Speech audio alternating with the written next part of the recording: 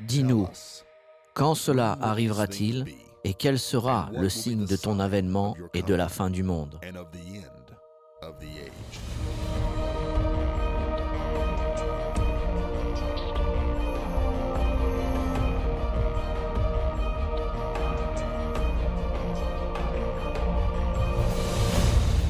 Il y a plus de prophéties au sujet de la nation d'Israël que n'importe quelle autre nation.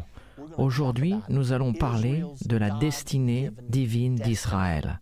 C'est une nation choisie. Il est intéressant de voir que cette petite nation d'Israël, sur la mer Méditerranéenne, représente moins d'0,1% de la population du monde. Et néanmoins, Israël est dans les actualités jour après jour, semaine après semaine, mois après mois. Vous ne pouvez pas vraiment apprécier les prophéties au sujet de la nation d'Israël qui sont à venir sans comprendre son histoire.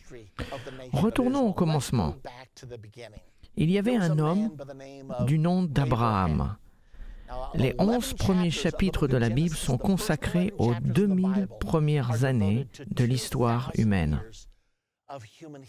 Puis vient cet homme, Abraham, et Dieu prend le temps d'écrire 12 chapitres sur cet homme. Ne ratons pas cela.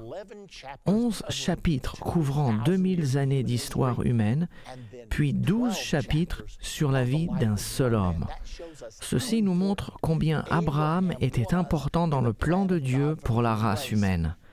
Abraham est devenu le père physique du peuple de Dieu sur terre, les Juifs, et le père spirituel du peuple de Dieu sur terre, l'Église.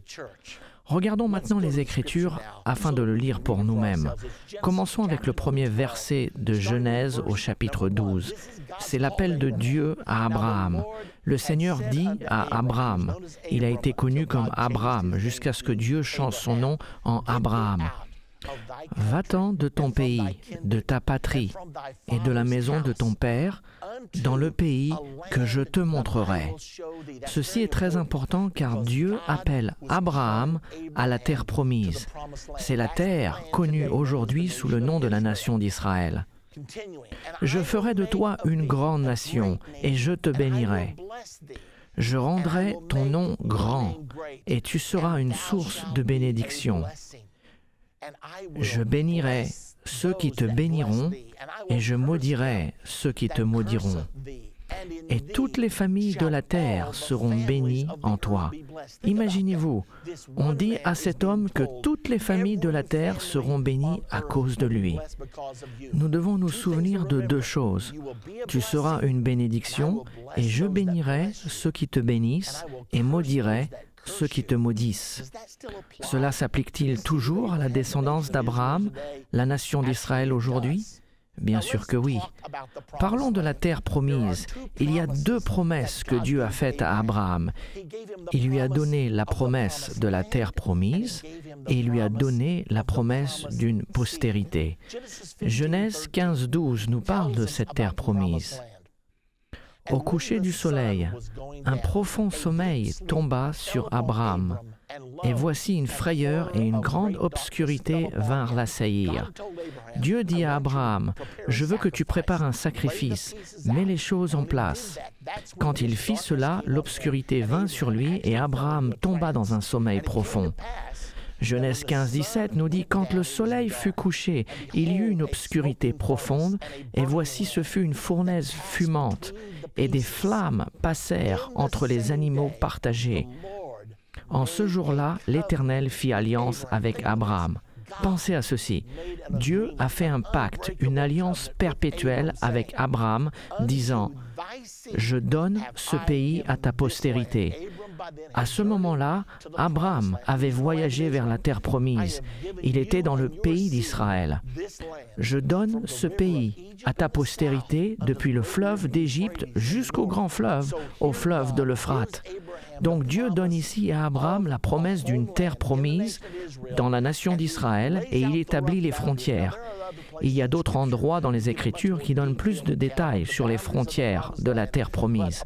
Approximativement, depuis le fleuve d'Égypte au sud jusqu'au fleuve de l'Euphrate au nord, Israël n'a jamais eu autant de terre à l'exception d'une seule époque. C'était au temps de David et de Salomon où ils ont régné depuis la rivière d'Égypte au sud jusqu'à la rivière de l'Euphrate, ce qui n'a pas été le cas depuis.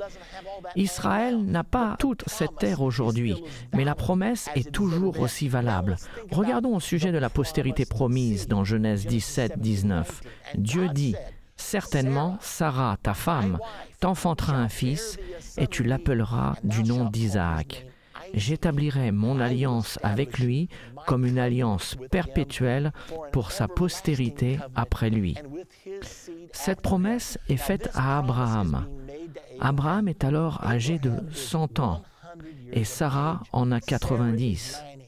Selon les Écritures, Sarah était déjà passée au travers du changement de son corps. Et pour que cette promesse se réalise, d'avoir un enfant après cette période, ce que Dieu dit à Abraham est presque aussi surnaturel qu'une vierge devenant enceinte. Imaginez Abraham dire à ses amis, « Sarah et moi allons avoir un enfant. » Ils ont dû se dire, « Mais oui, bien sûr. » Et lorsqu'Abraham et Sarah sont partis, j'imagine que le peuple s'est dit, « Vous savez, je pense qu'Abraham perd la tête. Il a peut-être même Alzheimer, s'il pense que cela pourrait être vrai. Pourquoi Dieu fait-il des choses comme celle-ci? Pourquoi Dieu crée-t-il des circonstances extraordinaires? C'est pour attirer notre attention, pour nous faire réaliser que son plan est en action et qu'il œuvre sur la terre. Voici ce qui s'est vraiment passé. Sarah est réellement devenue enceinte. Le bébé est né et ils l'ont appelé Isaac. Il n'y avait aucun doute pour Abraham et Sarah que cet enfant était spécial. Tous ceux qui connaissaient Abraham et Sarah disaient « Ce qui se passe ici est incroyable. Il y a peut-être quelque chose de vrai là-dedans. » Abraham a dit que Dieu lui avait donné la terre promise ainsi qu'une postérité. Dieu fait-il son œuvre sur la terre? Nous allons voir, alors que nous continuons, que c'est bien le cas.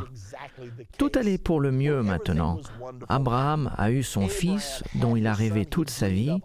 Je suis sûr qu'ils ont passé du temps ensemble, ils ont certainement chassé ensemble, ils ont cultivé ensemble, et tout allait pour le mieux dans cette relation. Et Abraham a continué à marcher avec Dieu. Cependant, il est arrivé un moment où Dieu avait besoin de tester Abraham.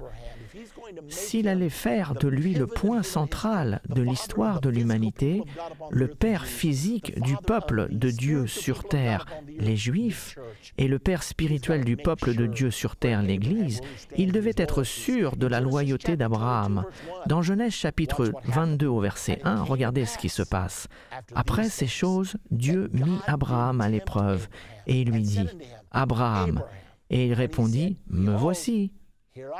Dieu dit, « Prends ton fils, ton unique, celui que tu aimes, Isaac, va-t'en au pays de Morija, et là, offre-le en holocauste sur l'une des montagnes, pas n'importe quelle montagne, mais celle que je te dirai. » Quel test! Dieu a mis Abraham à l'épreuve, ce qui signifie qu'il l'a testé. Je veux que tu prennes la joie de ta vie, ta promesse tant attendue, et je veux savoir si tu m'aimes ou si tu aimes mes bénédictions et mes promesses. J'ai besoin de savoir laquelle tu aimes le plus. La foi d'Abraham était donc testée. Certains ont parlé qu'Abraham aurait pleuré sur cette décision, mais l'Écriture ne nous dit pas cela. Le seul commentaire que nous avons, un écrivain nous dit « Abraham ne douta point de la promesse de Dieu ». Dieu conduit donc Abraham à Morija, sur une montagne spécifique appelée le mont Morija. Pourquoi cela est-il important? Car le mont Morija, 2000 ans plus tard, était destiné à devenir le mont du Temple. En fait, 1000 ans plus tard, au temps de David, le premier temple a été construit à cet endroit et il est toujours connu en tant que le mont du Temple aujourd'hui. Donc Dieu avait tout planifié. Là où vous êtes aujourd'hui, Dieu l'avait ordonné 2000 ans avant Jésus-Christ.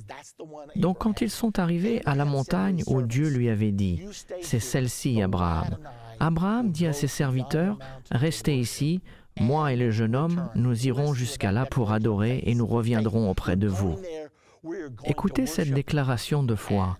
Nous irons jusqu'à là pour adorer et nous reviendrons auprès de vous. Abraham avait eu une promesse et il savait que Dieu ne faillit jamais à ses promesses. Et la promesse était que par Isaac, toute la postérité serait bénie. Je peux imaginer qu'Abraham a pensé en lui-même, comment Dieu va-t-il faire cela? Il veut que je tue mon fils unique, Isaac, et si ma postérité doit être bénie au travers d'Isaac et qu'Isaac n'a pas encore eu d'enfant, Dieu va donc soit m'arrêter avant que je le tue, ou il le ressuscitera des morts, car Dieu ne peut pas casser son alliance. Ils arrivèrent sur le lieu, et Abraham lia Isaac, il lia ses mains, et le plaça sur l'autel, et il leva son couteau sur ce fils qu'il aime tant. Ceci va arriver à chacun d'entre nous dans notre marche avec Dieu. Un jour ou un autre, Dieu vous demandera les choses que vous aimez le plus, car il veut savoir si vous l'aimez plus que toute autre chose. Dans Genèse 22, 12, voici l'histoire de ce qui s'est passé. Alors qu'Abraham avait son couteau levé et était prêt au sacrifice, soudainement la voix d'un ange lui dit « N'avance pas ta main sur l'enfant et ne lui fais rien, car je sais maintenant que tu crains Dieu et que tu n'as pas refusé ton fils, ton unique. » Abraham leva les yeux et vit derrière lui un bélier retenu dans les buissons par les cornes. Et Abraham est allé prendre le bélier et l'offrit en holocauste à la place de son fils. Vous savez, ceci était un aperçu de vous et moi qui étions destinés à mourir. Et néanmoins, Dieu s'est pourvu lui-même en sacrifice. Il s'est fait un corps et s'est dit « Je vais mourir à leur place ». Et qu'est-ce que Dieu attend de nous? Premièrement, il veut savoir si nous l'aimons par-dessus toute autre chose. Et il veut aussi que nous sachions qu'il a préparé un sacrifice pour nous. Souvenez-vous de la promesse, Genèse 22, 18. « Toutes les nations de la terre seront bénies en ta postérité parce que tu as obéi à ma voix. » Parce que tu as obéi à ma voix. Ceci est le test assidu pour nous tous. Obéissons-nous à la voix de Dieu dans notre vie? Nous avons sa parole qui est sa voix. Nous avons son esprit qui est sa voix. Et voilà ce que Dieu veut savoir. Et non seulement d'Abraham, mais de la part de nous tous. Avez-vous obéi à ma voix? Souvenez-vous qu'il est dit « en ta postérité ». C'est au singulier. L'apôtre Paul en a beaucoup parlé du fait que ce mot était au singulier dans Galates 3,16. Écoutez ce qu'il dit. « Or, les promesses ont été faites à Abraham et à sa descendance. » Il n'est pas dit « aux descendances », comme il s'agissait de plusieurs, mais comme il s'agit d'une seule, et à ta descendance, c'est-à-dire à Christ. Qu'est-ce qui est dit ici? Toute la promesse était dirigée vers la réponse de Dieu pour la race humaine vers Jésus-Christ. Donc quand il dit « toutes les nations de la terre seront bénies en ta postérité », il est en train de dire qu'au travers du Messie Jésus-Christ, toutes les nations de la terre seront bénies. Eh bien, Isaac a survécu, il a eu 2 fils, tout allait bien, tout était merveilleux. Ses fils étaient des jumeaux. Ils étaient nommés Ésaü et Jacob. Ésaü était né le premier et avait le droit d'aînesse, et il avait la bénédiction du patriarche qui lui était due. Cependant, Jacob désirait les choses de Dieu. Ésaü, lui, n'était pas intéressé. Il était juste un bon gars, il aimait chasser, il aimait passer du temps avec son père. Mais Jacob avait cet ardent désir pour Dieu. Et il s'est dit que s'il y a un droit d'aînesse, qu'il voulait l'avoir. Il a donc commencé à faire un plan pour récupérer le droit d'aînesse de son frère Ésaü. La Bible dit « Cherchez et vous trouverez. Ceux qui ont faim et soif de la justice seront rassasiés. » Eh bien, un jour, Jacob cuisinait un potage et Ésaü avait été à la chasse. Il est rentré fatigué, il était faible et tombe sur une chaise et dit « Jacob, donne-moi ce potage car je suis sur le point de mourir. Je n'en peux plus, je ne peux plus faire un pas de plus. » Et Jacob dit « Je te donnerai un bol de mon potage si tu me vends ton droit d'aînesse. » C'est un bon échange, c'est juste un morceau de papier. Et Ésaü s'est arrêté un moment pour penser « À quoi me sert ce droit? Je vais mourir, ce droit d'aînesse ne me sert à rien. » Les choses spirituelles n'avaient aucun intérêt pour lui. Il vivait dans le moment présent, il n'était intéressé que par le matériel, le physique, et ainsi, il a vendu son droit d'aînesse. Un peu plus tard, Jacob s'est aussi arrangé pour obtenir sa bénédiction. Jacob a dû fuir pour préserver sa vie, car son frère était en colère, surtout quand il a perdu la bénédiction du patriarche. Il n'était pas intéressé par le droit d'aînesse, mais il voulait être une personne bénie, ce qui nous ramène encore au matérialisme. Nous voyons donc que Jacob a dû fuir pour préserver sa vie quand son frère Ésaü a réalisé que Jacob lui avait volé sa bénédiction. Jacob finit par aller dans la maison de Laban, de la famille d'Abraham. Il était là-bas et il a eu 2 épouses. Il a épousé Léa, puis il a épousé Rachel. Il a eu 12 fils qui sont devenus les têtes des 12 tribus d'Israël. Donc maintenant, la nation d'Israël était née. Après avoir eu ses enfants, il était temps de régler sa vie. Vous ne pouvez pas fuir des choses éternellement. Jacob s'est dit qu'il aimerait voir sa mère, son père et son frère. Je suis en désaccord avec mon frère et ce n'est pas bien.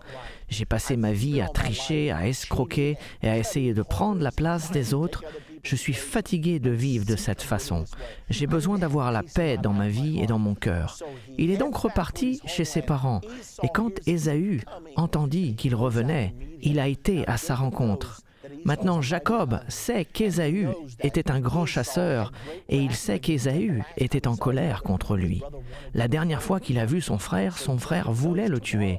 Jacob sait que demain pourrait être un grand carrefour dans sa vie. Cette nuit même, il envoie ses femmes, tous ses enfants, ses serviteurs et tout son bétail de l'autre côté de la rivière et dit « Je dois être seul avec Dieu ». Vous savez, chacun d'entre nous, nous arriverons à un endroit comme celui-ci dans notre vie. Alors que Jacob a commencé à prier, la Bible nous dit qu'un ange lui est apparu et que cet ange a commencé à lutter avec Jacob. Et Jacob a lutté avec l'ange et il s'est dit « J'ai la chance de ma vie, j'ai la visite de Dieu dans ma vie et je ne vais pas la rater. » Il a saisi l'ange et ils ont combattu toute la nuit jusqu'au matin. Et l'ange dit à Jacob « Tu dois me laisser aller, nous sommes sur un chemin, des gens vont passer et ils ne sont pas autorisés à me voir. » Et Jacob répondit « Peu importe ce que tu me dis, je ne te laisserai point aller que tu ne m'aies béni. Je suis fatigué de ce style de vie, je suis fatigué de ne pas être en accord avec Dieu, en accord avec mon frère. » Et finalement, l'ange a dit, « D'accord, dis-moi quel est ton nom. » « Mon nom est Jacob, tricheur, usurpateur. » « Eh bien, ton nom ne sera plus cela. Je change ta nature et je change ton nom en Israël. Car, en tant que prince, tu as lutté avec Dieu et avec des hommes. » Et c'est à ce moment-là que le nom d'Israël est né. Et bien sûr, ce nom continue d'exister aujourd'hui. Et nous avons la nation d'Israël aujourd'hui. Cette promesse a été répétée. Cette promesse de la terre promise et de la postérité promise n'était pas que pour Abraham. Remarquez dans Genèse 50, 24, Joseph dit à ses frères, « Je vais mourir, mais Dieu vous visitera. Il vous fera remonter de ce pays-ci. » Car en ce moment, ils étaient en Égypte, dans le pays qu'il a juré de donner à Abraham, à Isaac et à Jacob. Ce n'est donc pas une promesse que pour Abraham. C'était pour Abraham, pour Isaac et pour Jacob. Nous allons avancer de 1000 ans, car une autre figure importante dans le plan de Dieu et dans l'histoire juive est née. Son nom était David. Il était le 2e roi de la nation d'Israël. Dieu aimait David. Il a tué un géant. Il est devenu sauveur du peuple d'Israël. Cependant, au fil du temps, le climat spirituel d'Israël a commencé à dégénérer et Dieu s'est mis en colère contre Israël. Et l'Écriture nous dit que Dieu a poussé David à dénombrer Israël. Dieu avait dit au roi d'Israël de ne pas compter le peuple. Il ne voulait pas qu'ils comptent sur leur propre force, mais qu'ils dépendent de lui. Vous savez, parfois, nous voulons compter notre argent, nous voulons savoir quelles sont nos ressources, mais Dieu veut que nous dépendions de lui, n'est-ce pas? Dieu a donc parlé à David pour dénombrer le peuple, et David l'a fait. Son chef de l'armée, Joab, a essayé de le convaincre de ne pas le faire, mais il l'a fait quand même. Et après l'avoir fait, il a eu mal au cœur. Il savait qu'il avait péché contre Dieu, il savait qu'il allait avoir des ennuis. Il supplia le Seigneur, il chercha le prophète Gad et lui dit « Je sais que j'ai commis un grand péché, je sais que le jugement vient sur mon iniquité, que dois-je faire ?»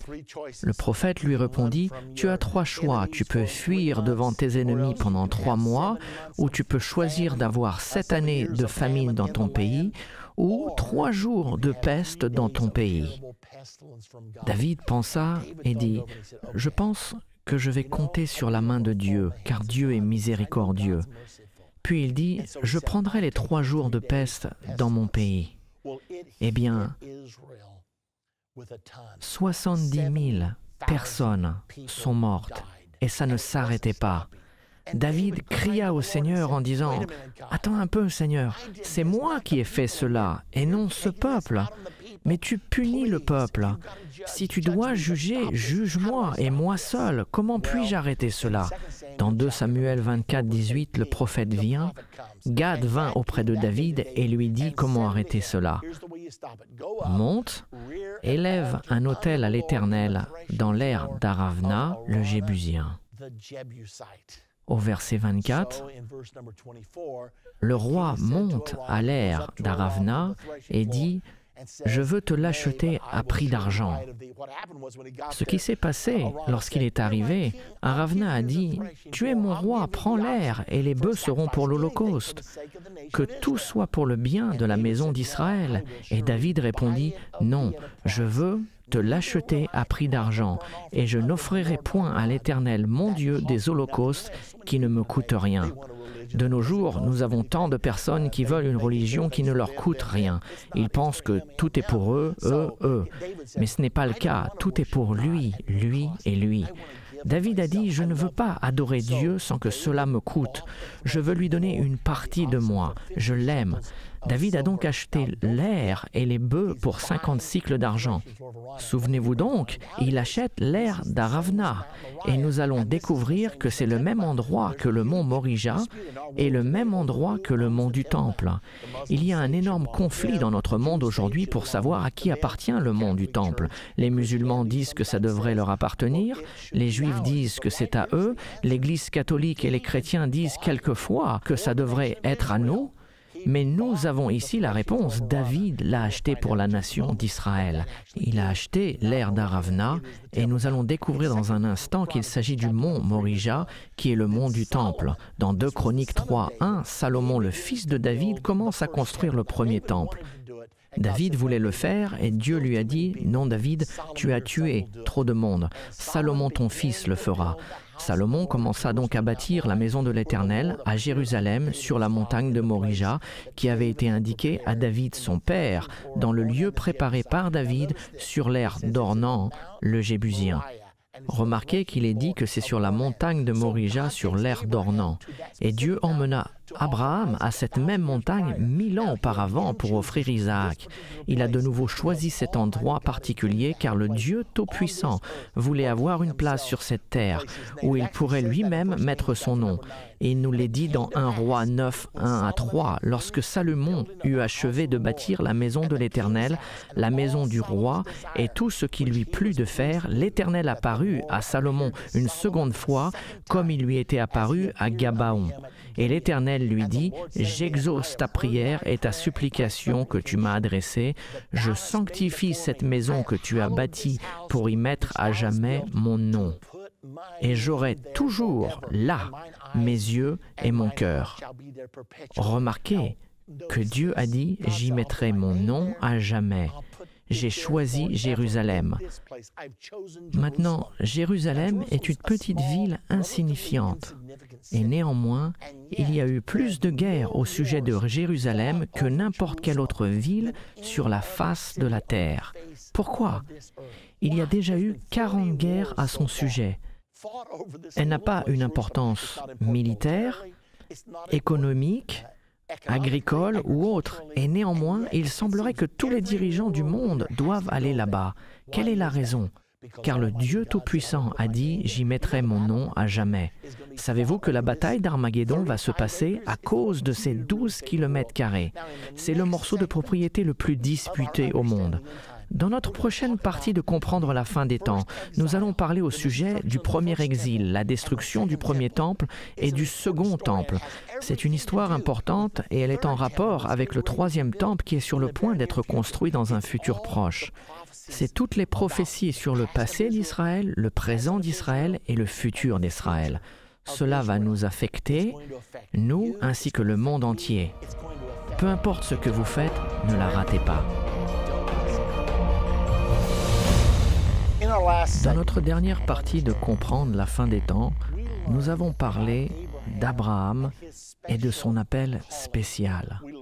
Nous avons appris au sujet de la terre promise et de la postérité. Et cette alliance est toujours d'actualité. Nous avons également constaté que Dieu a choisi tout spécialement le mont Morija, qui est aujourd'hui le mont du Temple, pour y placer son nom à jamais. Dans cette partie, nous serons témoins de la destruction du premier temple et apprendrons sur le premier exil d'Israël, les 70 années prophétisées par le prophète Jérémie. Nous serons témoins également des événements surnaturels qui ont permis la construction du deuxième temple. Et finalement, nous apprendrons au sujet de la destruction du deuxième temple et le début du deuxième exil. Maintenant, regardons la prière de Salomon. Salomon a fini la construction du beau temple au mont du Temple, sur le mont Morija, et il pria cette prière de dédicace au Seigneur. « Si ton peuple est dispersé au travers du monde à cause de leur désobéissance, de leur rébellion et de leur idolâtrie, ô Dieu, je te prie aujourd'hui que dans leur captivité, dans leur exil, ils se repentent et tournent leur visage vers cet endroit. Je te prie d'entendre leurs prières et de les rassembler de nouveau. » Après que Salomon a fini cette merveilleuse prière, le temps était venu d'offrir des sacrifices. Le sacrifice était placé sur l'autel et l'Écriture nous dit que le feu, d'une façon surnaturelle, est descendu du ciel et a consumé l'offrande et les sacrifices. Et la gloire du Seigneur a tant rempli la maison que le sacrificateur ne pouvait même pas rester à l'intérieur. Et quand les enfants d'Israël ont vu le feu tomber et qu'ils ont vu la gloire du Seigneur, ils se sont prosternés, ils ont mis leur visage contre terre, adorant et magnifiant Dieu. C'est quelque chose que la nation d'Israël n'a jamais oublié jusqu'à ce jour, alors qu'ils s'apprêtent à construire leur troisième temple. Ils croient que lorsqu'ils le consacreront, que la gloire de Dieu viendra à nouveau et que le feu du ciel tombera encore comme un signe d'approbation de Dieu envers ce qu'ils ont fait. Ceci est la raison pour laquelle le mont du Temple et le Temple ont été le centre de la vie juive, le cœur et l'âme de la nation juive et le centre de leur adoration au Seigneur. Dieu avait averti Israël au sujet de ce qui se passerait s'ils désobéissaient. Il leur a dit, si vous vous détournez de moi, si vous ne gardez pas mes commandements, si vous vous détournez vers d'autres dieux, j'exterminerai Israël du pays, de cette terre promise que je lui ai donnée. Et cette maison, ce temple, je lui permettrai d'être détruit à cause de vos abus, et Israël sera un sujet de sarcasme et de raillerie parmi tous les peuples. Il a dit, c'est ce qui t'arrivera si vous ne marchez pas avec moi, si vous ne m'aimez pas et ne m'adorez pas. Alors pourquoi Dieu amène-t-il Israël en exil? Rappelez-vous qu'il y a eu la première ère du Temple et son premier exil, le deuxième Temple et le deuxième exil. Le deuxième exil est aujourd'hui passé et nous sommes dans l'ère du troisième Temple. Mais il est important de voir comment Dieu pense. Ils ont été conduits en exil car ils s'étaient détournés du Seigneur. Écoutez ceci. Et à cette maison qui est haut placée, quiconque passera près d'elle sera dans l'étonnement et sifflera. On dira, pourquoi l'Éternel a-t-il ainsi traité ce pays et cette maison? Et l'on répondra, parce qu'ils ont abandonné l'Éternel leur Dieu et qu'ils se sont attachés à d'autres dieux. Ils sont partis, ils ont adoré d'autres dieux. Donc ceci montre la façon dont Dieu agit avec Israël au travers du temps. Quittons maintenant la première ère du temps. Nous savons que Salomon a construit le premier temple en l'an 968 avant Jésus-Christ. Et une fois terminé, il est resté pendant 400 ans. À la fin de cette période, appelée la première ère du temple, Israël était dans un état si rétrograde que Dieu a dit « Je n'en peux plus. Je vais éloigner ce peuple. Je vais les conduire en exil. Je vais leur permettre d'aller si bas qu'ils vont se détacher de toutes les impuretés qu'ils ont accumulées dans leur cœur jusqu'à ce qu'ils trouvent un endroit pour se repentir. » Et il a envoyé un prophète du nom de Jérémie qui a prophétisé que le roi de Babylone allait venir, que Dieu allait l'envoyer, qu'il envahirait le pays d'Israël et que les enfants d'Israël seraient amenés en captivité pendant 70 ans. Et c'est ce qui s'est passé. Nebuchadnezzar a envahi Israël vers l'an 606 avant Jésus-Christ. Daniel et les 3 enfants hébreux qui croyaient au prophète Jérémie sont allés avec le roi de Babylone, Nebuchadnezzar, car le message de Jérémie était « Si je vous envoie un jugement et que vous coopérez et que vous alliez sans résistance dans la terre de Babylone, je vous bénirai même dans votre captivité. » Sachez que Dieu peut nous bénir là où nous sommes, du moment que nous marchons avec lui. Même si la nation entière est soumise à un jugement, cela ne signifie pas que nous sommes soumis à ce jugement. Mais nous pouvons être bénis même dans les temps de jugement. Donc Daniel et les 3 enfants hébreux entrent dans Babylone. Cependant, le roi d'Israël, le roi de Juda de l'époque, était un homme nommé Sédécias. Il ne croyait pas à la prédication de Jérémie. Donc il décida d'y résister. La Bible dit, si vous résistez, vous serez détruits.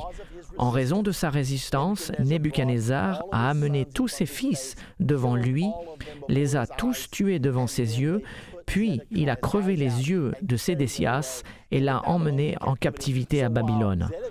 Donc, alors que Sédécias était en prison, aveugle, avec ses yeux crevés, Daniel et les 3 enfants hébreux montaient dans la hiérarchie de Babylone. Ils sont devenus très haut placés dans la hiérarchie, car ils avaient obéi à Dieu et avaient fait ce qu'il leur avait dit. Souvenez-vous, Israël était en exil, car il n'avait pas écouté les paroles de Dieu. Maintenant, les 70 années ont commencé en l'an 606 avant Jésus-Christ, à la première invasion. Puis Sédécias a combattu et Nebuchadnezzar a dû revenir. Et c'est là où le temple a été détruit en l'an 586 avant Jésus-Christ. À ce moment, Daniel et les 3 enfants hébreux étaient déjà arrivés en captivité à Babylone et Dieu accomplissait sa promesse envers eux. Continuons à regarder ce qui s'est passé ici. Daniel, en captivité à Babylone, a commencé à être connu pour sa marche avec le Dieu Tout-Puissant. Il était prophétisé dans la Bible que cette captivité durerait 70 ans. Et peu de temps avant l'expiration de ces 70 ans, le royaume de Babylone a été renversé. En fait, la nuit où il a été renversé, un roi nommé Belchazzar, le petit-fils de Nebuchadnezzar, organisait une grande fête et il fit des choses qu'il n'aurait jamais dû faire. Il a pris les coupes d'or et d'argent que son grand-père avait capturées à Jérusalem et n'avait jamais osé utiliser. Il savait qu'elles étaient précieuses et sacrées et n'avait donc jamais osé les utiliser. Mais Belchazzar les a pris et a eu sa grande fête impie.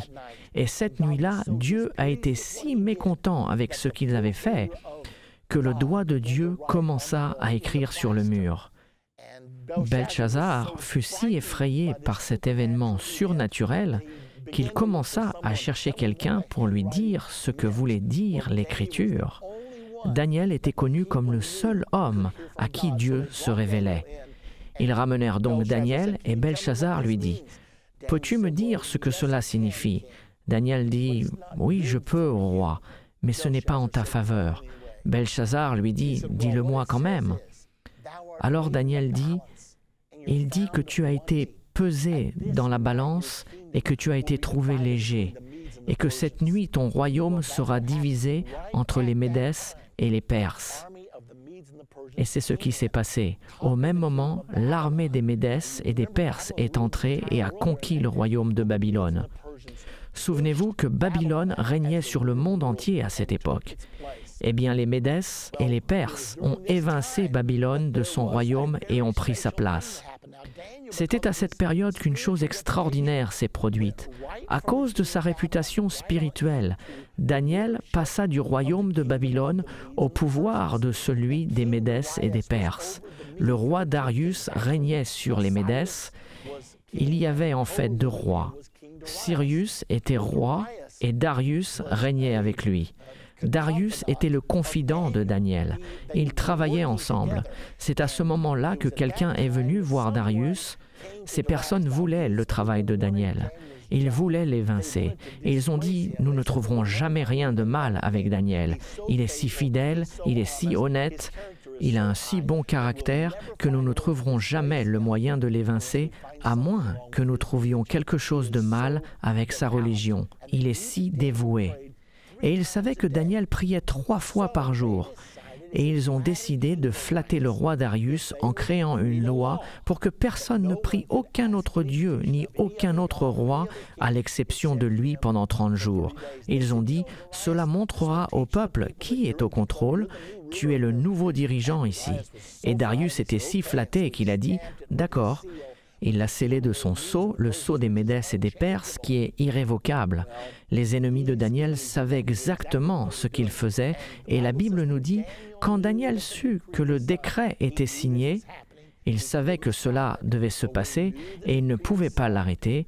Il savait que le décret avait été signé, mais il ouvrit sa fenêtre vers Jérusalem, comme Salomon leur avait enseigné de faire, et pria comme il le faisait toujours. Il savait qu'il signait sa propre peine de mort. Mais sa relation avec Dieu était plus importante pour lui que sa propre vie. Il préférait mourir plutôt que de ne pas avoir sa prière quotidienne avec le Dieu Tout-Puissant. Donc, quand ceux qui étaient contre Daniel l'entendirent prier, ils se précipitèrent vers le roi Darius et dirent « Ô roi, tu connais l'homme que tu as mis au pouvoir. Cet homme nommé Daniel, le Juif, il était en train de prier, il a violé ta loi. » Et la Bible dit que le roi Darius fut très affligé, car il n'avait pas pensé à la dévotion de Daniel. Par conséquent, Darius a été voir Daniel personnellement et lui a dit, « Daniel, le Seigneur Dieu que tu sers continuellement est capable de te délivrer. » Ils jetèrent Daniel dans la fosse aux lions, et cette nuit-là, Darius était si troublé avec ce qui s'était passé qu'il refusa de manger avant d'aller au lit. Il avait normalement un orchestre qui venait jouer pour qu'il puisse s'endormir. Il n'avait pas de radio Bose à l'époque, mais l'orchestre venait et jouait jusqu'au temps que le roi s'endorme, puis l'orchestre se retirait silencieusement. Mais cette nuit, le roi Darius dit « pas de musique ». Et il resta éveillé, marchant, jeûnant, priant « Ô Dieu, sauve Daniel ». Au matin, le roi Darius se rendit à la fosse aux lions. Il ouvrit la fosse et cria « Ô Daniel, est-ce que le Seigneur Dieu que tu sers avec persévérance a été capable de te délivrer ?» Maintenant, Daniel est dans la fosse et j'imagine qu'il s'est endormi, car Dieu a envoyé ses anges pour fermer la gueule des lions. Peut-être il avait sa tête posée sur un lion et ses pieds sur un autre. Et il entend du bruit. Et le roi Darius appelle « Ô Daniel, est-ce que le Seigneur, Dieu que tu sers avec persévérance, a été capable de te délivrer ?» Et Daniel se dit « C'est gentil, le roi se soucie de moi, il ne voulait vraiment pas me faire cela. » Alors Daniel se lève et répond « Ô roi, vis éternellement. » Et il l'a fait. Darius lui envoya une corde et le sortit de la fosse aux lions. Et tandis qu'il marchait vers le palais, Darius était si émerveillé par la puissance du Dieu de Daniel qu'il servait avec persévérance qu'il dit « À partir de ce jour, je fais un décret que si quelqu'un prie un autre Dieu que ton Dieu, il sera jeté dans la fosse aux lions, car ton Dieu est le vrai Dieu qui a la puissance de répondre. » Daniel marcha avec Dieu, et comme il lui avait été fidèle, il n'a pas échoué à l'épreuve. Une nuit, dans la fosse aux lions, a payé pour la construction du deuxième temple, et il a été libéré. Souvenez-vous que Cyrus était l'autre dirigeant dans le royaume des Médès et des Perses. Et il est intéressant que Dieu ait inspiré le prophète Ésaïe au verset 28 du chapitre 44 et prophétisa au sujet de Cyrus avant même qu'il soit né. Il n'y a que quelques prophéties dans la Bible où un homme est prophétisé par son nom, et il est l'un d'entre eux. Ésaïe 44, 28, « Je dis de Cyrus, il est mon berger, et il accomplira toute ma volonté. Il dira de Jérusalem qu'elle soit rebâtie, et du temple qu'il soit fondé. » Donc Daniel connaissait cette prophétie, et puisqu'il était ami avec Darius, sans aucun doute, il avait accès à Cyrus, et il a dû avoir l'occasion de dire à Cyrus, « Est-ce que tu sais que tu es dans la Bible ?» Et il a dû répondre, « Tu plaisantes, je ne crois même pas dans le Dieu d'Israël, je suis un roi païen, et tu dis que je suis dans la Bible. » Puis, il lui a montré l'Écriture, Ésaïe 44, 28, et il a dit, « N'est-ce pas merveilleux? Il est dit que je vais construire le temple. » Daniel lui a raconté l'histoire qu'il était en exil pendant 70 ans, comme le prophète Jérémie avait dit. Et Cyrus a dit, « En quelle année sommes-nous » Et Daniel lui dit, « Nous sommes à peu près dans la 68e année. » Cyrus répondit, « Il est donc temps pour nous d'accomplir la prophétie. » Et Cyrus donna l'ordre en l'an 538 avant Jésus-Christ, la 68e année, que tous ceux qui ont à cœur le temple et la maison de Dieu à Jérusalem reviennent. Ainsi, la première vague des Juifs est retournée en l'an 536 avant Jésus-Christ. C'était exactement 70 ans après que l'exil a commencé, quand Daniel et les 3 enfants hébreux ont été présentés pour la première fois. Ceci était pendant le temps où un homme nommé Zorobabel a été élevé par Dieu pour mener l'effort de reconstruire le temple, pour reconstruire le deuxième temple d'Israël. Cela était une tâche si importante et ils avaient si peu de moyens pour travailler que je suis sûr qu'il a dû y avoir des moments de découragement terribles pour Zorobabel. C'est la raison pour laquelle le prophète Zacharie fut envoyé pour lui donner un message venant directement de Dieu. C'est ici la parole que l'Éternel adresse à Zorobabel. Ce n'est ni par la puissance, ni par la force. Ce n'est pas parce que tu as accès à beaucoup d'argent. Ce n'est ni par la puissance, ni par la force, mais par mon esprit, dit l'Éternel des armées. C'étaient des paroles d'encouragement de la part du Seigneur. Ils ont travaillé. Tout d'abord, un décret a été fait en l'an 538 avant Jésus-Christ.